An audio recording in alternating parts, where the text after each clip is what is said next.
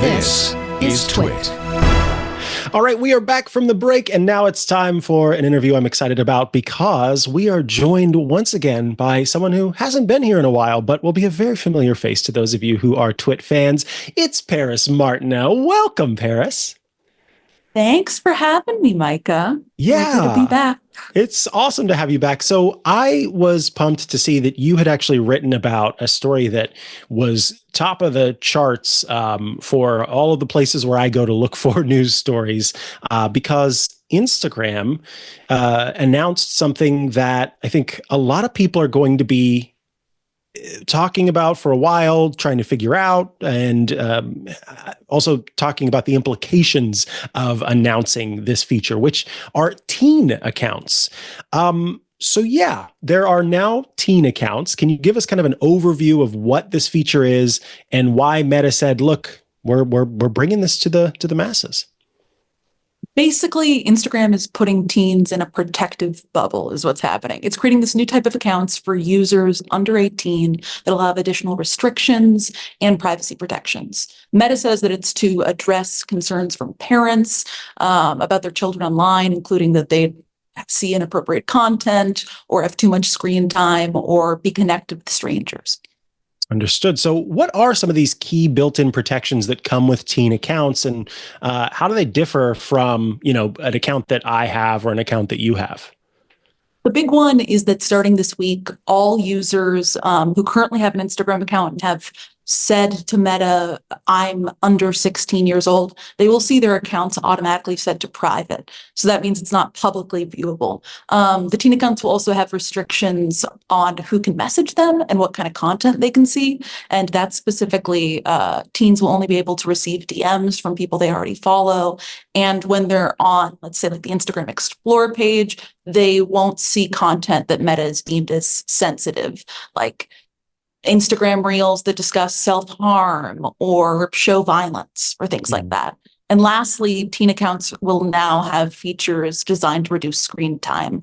Like every 60 minutes, a teen will see a pop-up that says, take a break. And at night, between the hours of 10 p.m. and 7 a.m., teen accounts will auto-mute notifications. Oh, wow. That reminds me of the Wii having that mode where it's like, hey, go outside. And then you go. A description that every tech company wants to hear. That reminds me of the Nintendo Wii. I'm always available for marketing work. Meta, no. So Meta does say that teens under 16 will need to have parental permission to change certain settings. I was curious to hear, like, how does this process work? And then what control do parents actually have over their teen accounts? Is this full-on control? Is it sort of a give and take? How does this process work? So basically, the accounts can work without any parental supervision, but if a teenager is 15 and under and they want to change any of the auto settings on there, they have to have parental permission. And how that works is basically a teen or a parent has to send an invite to one another to activate this. So if you're a teen, you send an invite to your parent's Instagram account, they verify, hey, that's my child, approve it, and then bada bing, bada boom, they're connected. At that point, the parent will have access to these sort of settings to turn on or turn off kind of the restrictions I mentioned. And they will also then get access to kind of some basic data about what the teen is doing on Instagram. Things like getting insight into who they're chatting with. Parents can't read like their messages, but they could see like the top 5 names of the accounts that the teen has messaged in the past 7 days. They could also set screen time limits or see topics that their teens are looking at. They could say, my teen's watching a lot of cat videos or seeing content about hiking. They could also block their child from using Instagram at certain times, say like from 10 p.m. to 8 a.m. or something. Got it. So that kind of describes the parental supervision features that pair with teen accounts. So when the teen account and the parental account, with our powers combined, they both get these special powers, so to speak, where the parent is able to view that. One big question that I had, based on my own habits of being a teen at one point, and that was not the habit, to be clear. That's just something I didn't have control over. But being a teen, the habit was to create an online account and say I was 47 or something. Of course. How is Meta planning to actually enforce the use of teen accounts, given the brilliance of teens? So it's kind of multifaceted. Right now, if, a teen already had their maybe correct birthday in there, and then these new restrictions came out and they decided to make a new account, Meta will be able to flag that because it's kind of the same device and connected maybe to their same Facebook thing. And they will require the teen to either show ID to be able to make the new adult account or upload a video selfie that Instagram will then use their face-based age prediction tool on. And that is, I guess, something. I'm just imagining some Elmer's glue in the right places. Yeah. You start doing old age makeup. Yeah. It's like, I'm really good at old age makeup. Anyway, go ahead. Sorry. Apparently, this has been in effect for quite a while with Facebook dating, although I don't know how relevant of a data point that is, because who is really trying to use Facebook dating? Yeah, I don't know. Apparently there is, and they've been using age verification in that way on that.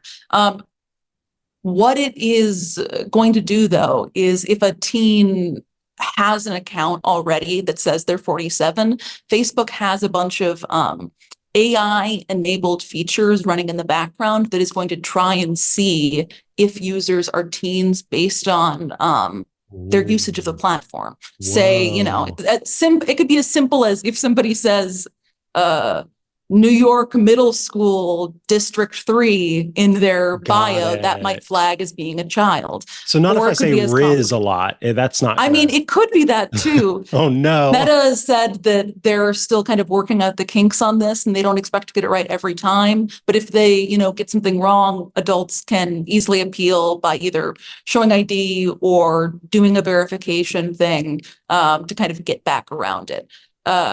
So it's going to be a bit of a work in progress, I think. I think that's really cool, though, because I feel like in the past, companies have made the choice to say the onus is not on us to determine the age, other than it's the same thing as like if you go to a place and you are trying to get alcohol and you're underage, right? If they ask you for your ID and you present one, it's kind of that person's choice whether they really look at the ID and try to see if it's fake and, blow hot air on it and hold it up to.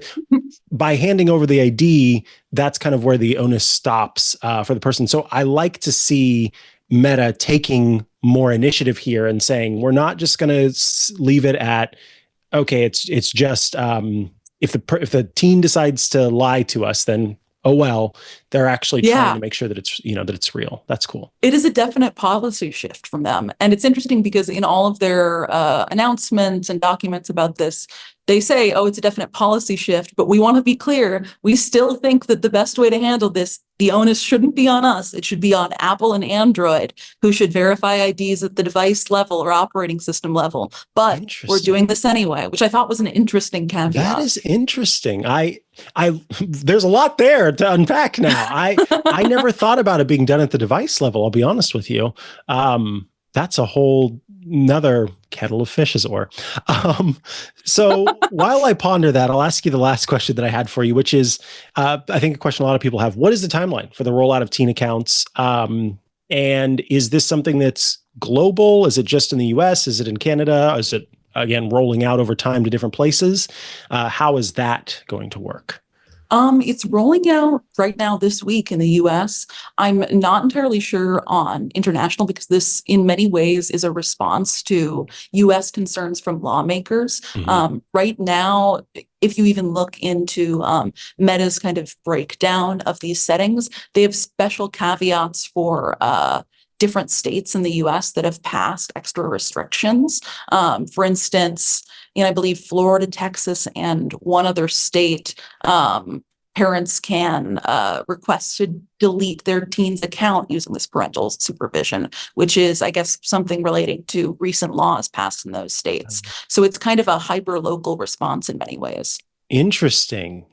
And then again, that's another sort of policy shift relatively where we're seeing that hyper local response because it kind of has to happen, versus the kind of, because of the privacy laws in the European Union, then we're just going to kind of roll out privacy laws or our privacy will be the same across the board because it's easier. Now it seems like because everything's piecemeal enough, it makes more sense to do it based on the location. Otherwise, you could severely limit someone's account. Yeah. And I assume also this is just a hypothetical or my thoughts on it, but I assume from a meta perspective, it's probably cynically a good business decision to restrict something like this to the most pressing geographic areas, because for a company like Meta, much of their user growth and user growth priorities right now are young people, teenagers and young adults, and restricting that growth internationally whole cloth is a bit harder of a pill to swallow than just focusing on the US. Absolutely. Yeah. Because where else there's a group that's shrinking and a group that's growing, and you want to get the group that's growing, not the group that's shrinking. Yeah.